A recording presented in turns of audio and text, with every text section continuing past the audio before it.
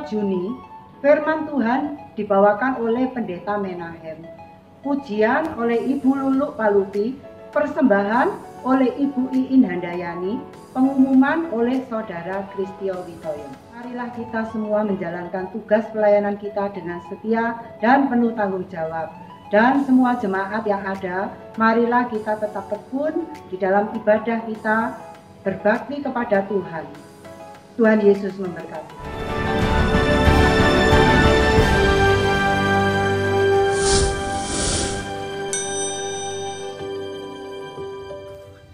Salam Bapak Ibu Saudara, kita bertemu kembali dalam mimbar online.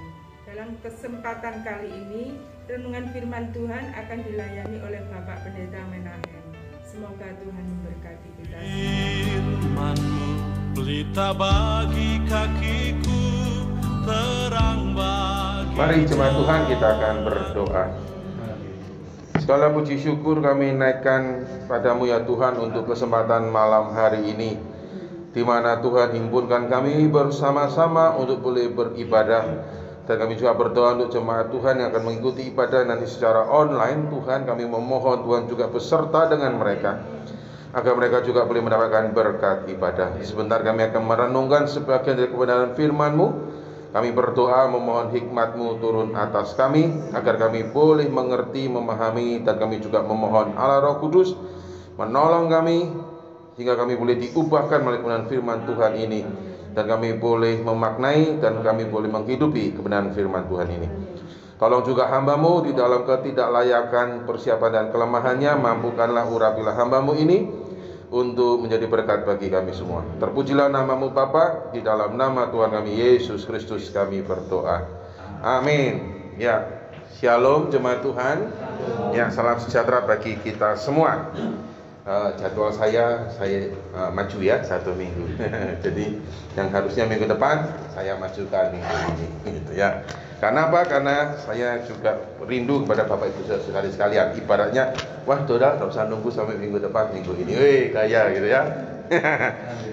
Ya, Bapak Ibu saudara-saudari sekalian, malam hari ini saya ingin memberikan perenungan firman Tuhan. Kita boleh belajar bersama-sama. Ya, saya akan berikan tema berharga di mata Tuhan.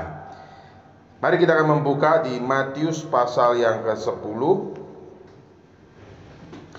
ayat yang ke-29 hingga yang ke-31.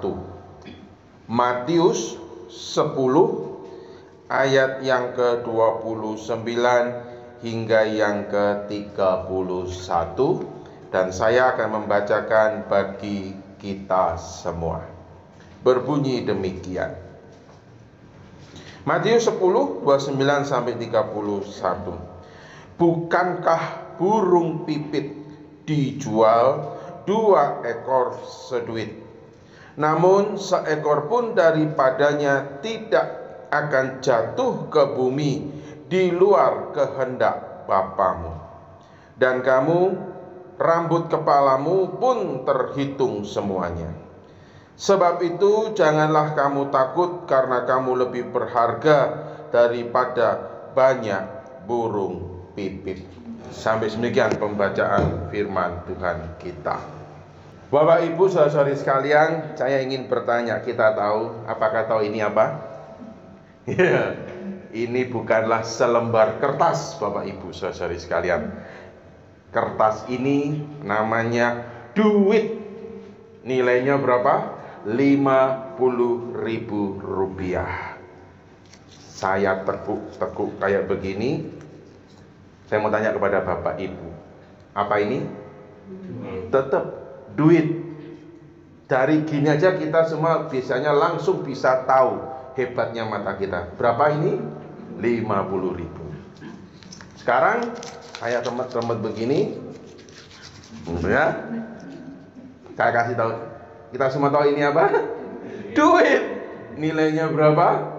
50.000. Setelah saya remet-remet gini, saya taruh di lantai, gini ya. Lalu saya injak-injak begini.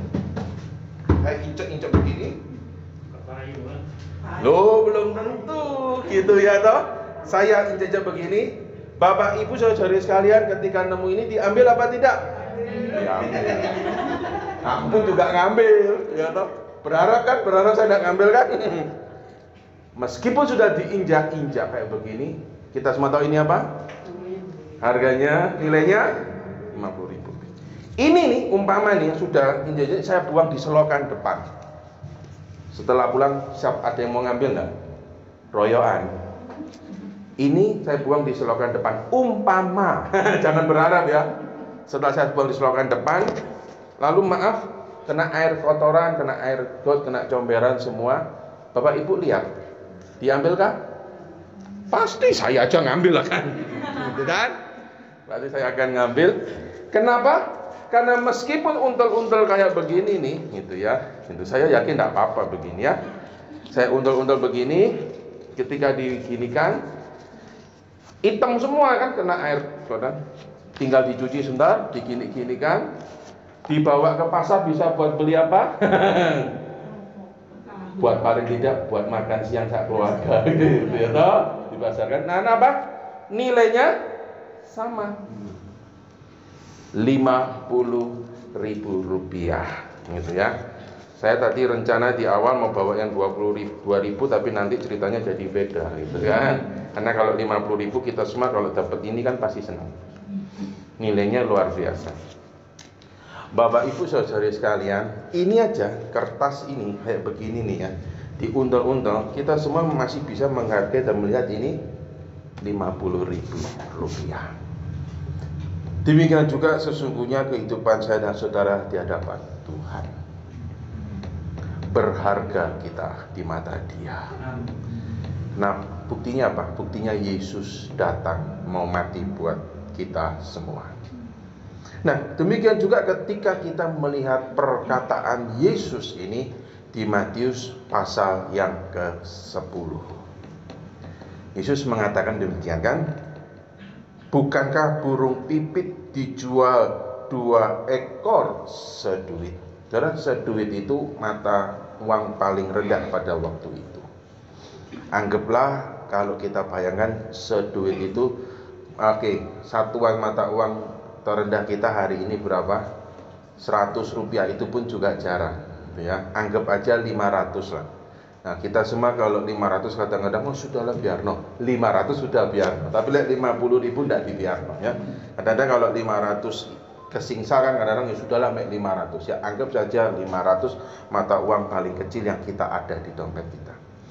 Itu digambarkan dapat 2 ekor burung pipit seduit. Anggap aja 500 ya toh.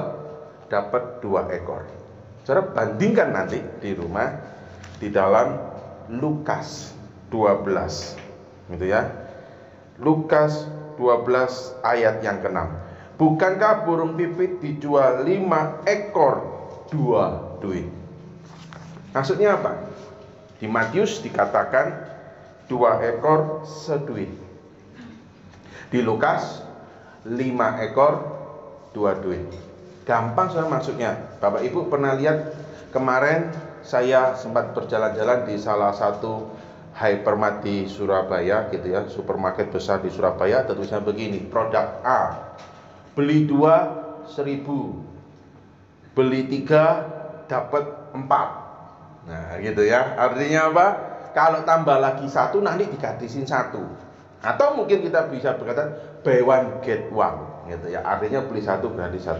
Maksudnya di Matius dan Lukas begini, kalau kita beli burung pipit itu murah banget ini ya, 500 dapat 2 misal gitu, kalau di mata uang kan hari ini mungkin ya, atau mungkin 200 atau lihat 500 lah, jahat banget kalau 200. 500 perak dapat 2, beli 1.000 dapat 5. Artinya apa? Beli 4 ditambahin 1 sama yang jual.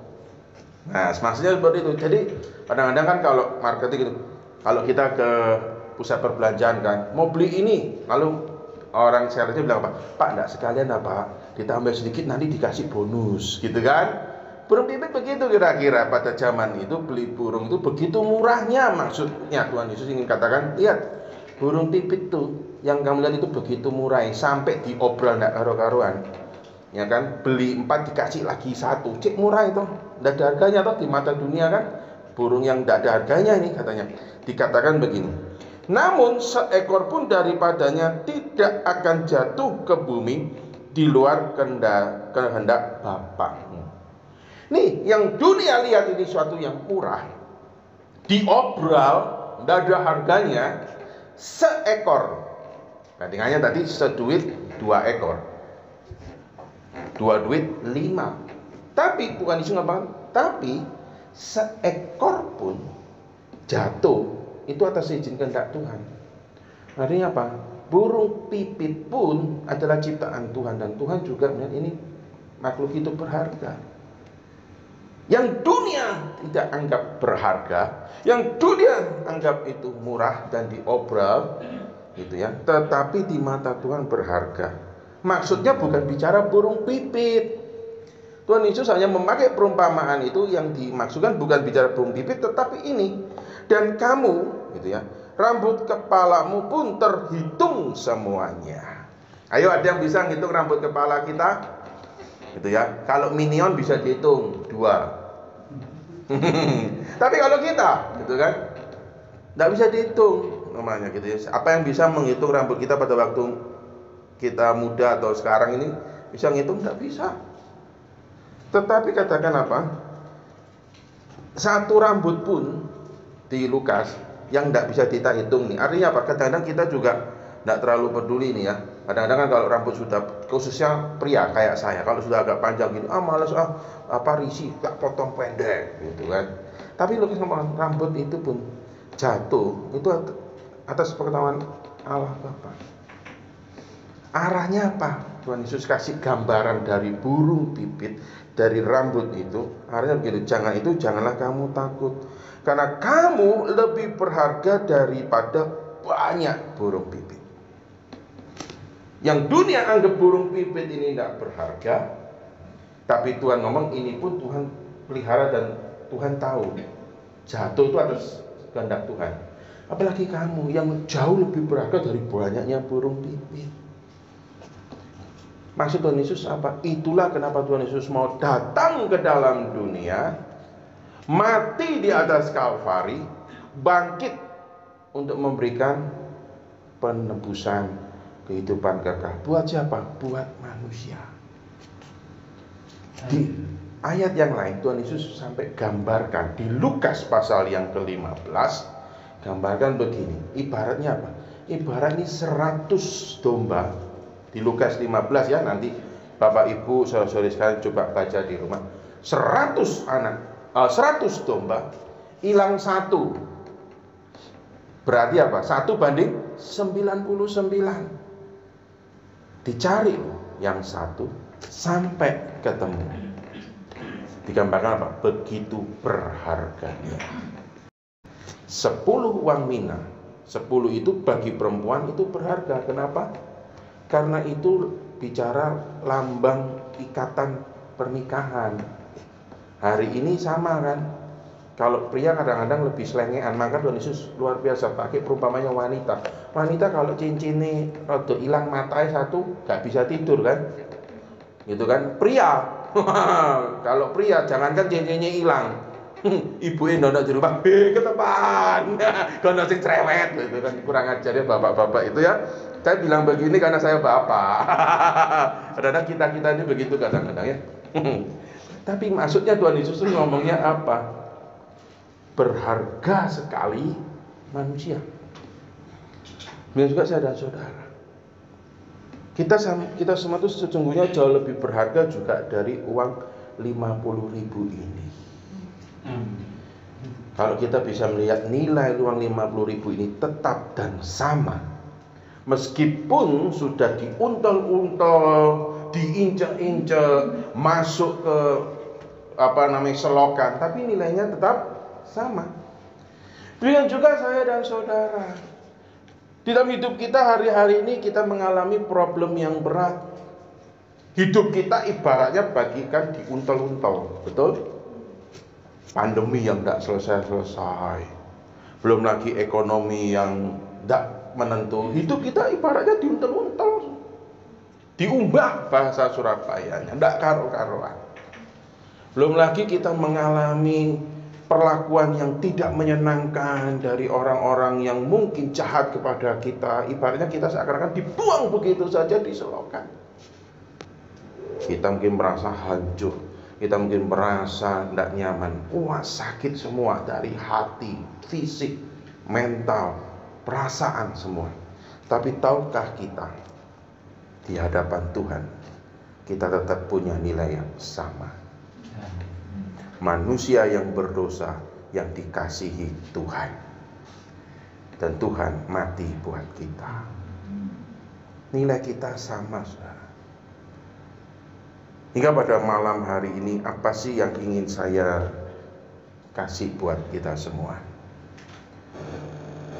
Seberapa berat hidup kita, seberapa pahit kenyataan yang sedang kita alami, seberapa kita sedang menghadapi sakit penyakit, janganlah kita frustasi dan janganlah kita meragukan Tuhan. Seberapa dalam kita sedang mengalami hidup ini yang begitu berat, di hadapan Tuhan kita tetap berharga. Janganlah kita menjadi frustasi, janganlah kita menjadi ragu. Tuhan, apakah benar Engkau hadir dalam hidup kita? Hadir tuh. Tuhan memelihara kita dengan caranya yang terkadang tidak dapat kita pahami. Dan Tuhan memanggil kita bukan untuk harus memahami, tetapi Tuhan meminta kita untuk mempercayai. Firman Tuhan mengingatkan kita bahwa kita ini berharga dan Dia senantiasa hadir. Saudara, sebuah situs internet berbicara, sebuah situs internet itu memberikan survei. Ayat Alkitab apa sih yang dibuka di sepanjang tahun 2020 sampai hari ini? Ayat-ayat yang berkaitan dengan kekhawatiran ternyata. Dan itu mungkin dibuka buat orang-orang yang lagi khawatir. Termasuk juga ayat-ayat itu sering dipakai dan dibuka oleh para hamba-hamba Tuhan yang mungkin mencari ayat-ayat itu untuk memberikan kekuatan. Artinya apa? Bahwa manusia hari-hari ini betul-betul membutuhkan kebenaran firman Tuhan. Dan sebenarnya firman Tuhan sudah mengatakan bahwa kita ini berharga, maka janganlah kita khawatir, janganlah kita takut. Firman Tuhan itu menyatakan bahwa Dia hadir, Dia memberikan kekuatan. Di tengah-tengah kekhawatiran dunia, di tengah-tengah kekalutan dunia, di tengah-tengah kondisi dunia yang hari-hari ini yang tak menentu dan cenderung suram masa depannya, tapi firman Tuhan itu hadir dan Dia tetap terus adalah terang menerangi kehidupan kita. Bapak Ibu saudari sekalian, saya akan tutup renungan malam hari dengan sebuah kisah yang menarik. Ketika saya lagi menempuh studi teologi ya, di suatu siang saya keluar di akhir pekan itu ya, pelayanan gitu ya, pelayanan ke sebuah gereja. Dan ketika pulang saya berjalan, lalu entah kenapa mata saya itu tertuju. Ada sebuah kertas yang teruntal-untal itu di salah satu sudut di jalan. Dan saya langsung bisa mengenali, seperti tadi saya bilang di awal, kalau duit diuntal-untal itu dari jauh juga akan kelihatan duit. Ya, karena kan tetap kelihatan duit. Lalu saya lihat tuh, ini pasti duit, gitu kan? Pasti uang. Saya ambil dan ternyata uang, tidak besar nilainya. Nilainya adalah $4. $2 ada 2 diuntal-untal, ya. Lalu saya lihat kiri kanan tidak ada orang. Lalu saya waktu itu berdua dengan rekan sepelayanan bilang, ini duitnya siapa? Nah, teman saya berkata, lebih baik kita aja deh, jangan diambil, gitu kan, dosa nanti. Ya terus ini gimana? Maksud dibuang lagi kan sayang, gitu kan? Iya sih, ya teman saya bilang begitu. Ya udahlah kita lapor ke polisi, ya. Dekat situ ada polisi yang sedang berjaga. Lalu kita berkata kepada polisi di dalam bahasa Indonesia, di dalam saya terjemahkan kira-kira bunyinya seperti ini. Pak, ada uang jatuh $4. Ini gimana? Nah, polisi di negara waktu saya studi itu agak beda mungkin cara pandang. Dia bilang gini, oh, enggak tahu, itu bukan uang saya. Udahlah, bawa aja. Saya juga enggak mau terima. Menarik saya. Polisi itu juga berkata, meskipun dia tahu itu uang, tapi dia pada waktu itu bilang, waduh, udah, enggak mau terima. Tapi saya dengan teman saya berkata, meskipun polisi ini juga takut, tapi polisi itu tahu, dan kita tahu ini duit, meskipun lusuh bentuk uangnya. Alhasil akhirnya kita berkata, ya sudahlah, gitu kan. Ayo, biasanya kalau calon hamba Tuhan bilangnya apa? Berkat. Gitu kan? Blessing in disguise. Artinya, wah ini berkat luar biasa tersembunyi jatuh dari langit. Ya udah yuk kita buat makan. Habis enggak ada yang punya? Taruh gimana? Ya udah kita buat makan. Saudara, di dekat situ ada restoran cepat saji. Ya, sebuah restoran cepat saji yang sangat terkenal, yang logonya itu mirip dengan huruf depan nama saya. Ya, M. Ya. Merah tulisannya kuning. Gitu ya. Saya meskipun enggak sebut merek, tapi semua kita tahu. Di situ lagi ada promo. Gitu ya. Burger yang paling besar didiskon 50%. Dari harga $4 jadi $2. Sehingga di hari siang itu saya sama teman saya bisa makan burger yang paling besar $2. Menariknya apa? Tuhan luar biasa ya, pelihara temu uang 4 pas berdua kan. Jadi bisa dua-duanya makan burger yang besar. Saudara, di sini saya ingin mengatakan apa? Nilai meskipun lusuh punya nilai yang sama. Dan ketika itu teruntel-untel nih uang lusuh, ketika saya bawa di restoran itu, mereka terima dengan nilai yang tidak turun, tetap sama. Seharga tuh mereka burger yang besar yang bisa memberkati kita berdua, gitu kan? Artinya apa? Kan tidak mungkin saudara uang itu kalau kita makan kita berkah, tidak kan, bisa bentuk yang lain. Saya dan saudara dalam kondisi apapun, tahukah kita Tuhan tetap terus hadir buat kita, sehingga kita tuh nilai di hadapan Tuhan itu sama. Dengan kata lain, saya dan saudara juga dipanggil sama. Dalam situasi kondisi apapun kita, sesulit kondisi apapun kita, sekelam jalan hidup kita, saya dan saudara tetap dipanggil untuk apa? Untuk menjadi reflektor terang, memberkati sekitar kita. Kok bisa Pak? Aku kan lagi susah, aku kan lagi kelam itu, betul. Tapi kita punya Allah, kita punya Roh Kudus yang hadir dan memampukan kita, bukan oleh karena kuat dan gagah kita, tapi karena nilai kasih Allah yang telah dianugerahkan, yang begitu sempurna. Kasih Allah itu yang hadir dalam hidupku dan hidup Bapak Ibu saudari sekalian, sehingga nilai kita di hadapan Tuhan sama. Demikian juga panggilan kita sama. Tuhan tetap terus memanggil saya dan saudara boleh menjadi terang di tengah-tengah kondisi apapun, karena Dia yang memampukan kita dengan caranya yang ajaib. Bapak Ibu saudara-saudari sekalian, biarlah malam hari ini kita boleh dikuatkan di tengah-tengah kondisi yang seperti ini pun, kita lebih berharga dari banyak burung bebek. Kita dipanggil di dalam penebusan yang sudah dianugerahkan kepada kita, untuk kita boleh men-sharingkan kepada saudara-saudari kita bahwa kamu pun juga berharga.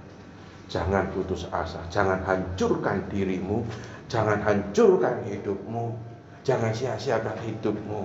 Meskipun kelam, meskipun susah, meskipun sakit, tapi tetap Yesus sudah mati loh buat engkau.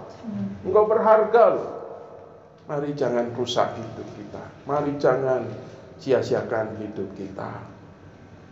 Bangkit, tetaplah terus bersinar menjelang hari kedatangan Dia kali yang kedua. Tuhan Yesus memberkati kita semua. Mari kita akan berdoa. Biarlah malam hari ini Tuhan, di tengah-tengah kondisi seberat apapun, kami boleh diyakinkan dan diteguhkan sesungguhnya kami ini berharga di mata Tuhan.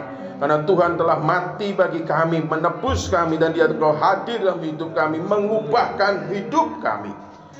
Kami dipanggil untuk boleh menjadi terang. Kami dipanggil untuk boleh menjadi berkat. Karena kami tahu sesungguhnya kami berharga di mata-Mu Tuhan. Maka kami dipanggil untuk tidak semakin merusak hidup kami, menyia-nyiakan hidup kami, menjadi frustasi dan putus asa. Namun kami mau bangkit dengan kekuatan dari Allah Roh Kudus, bercahaya dan bersinar, dan membawa kemuliaan bagi nama Tuhan. Kami menyerahkan setiap kami yang hadir pada malam hari ini di dalam pimpinan penyertaan tangan Tuhan.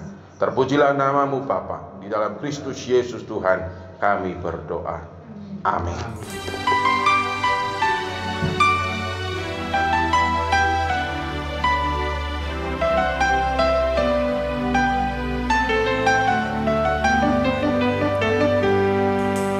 Firman-Mu pelita bagi kakiku, terang bagi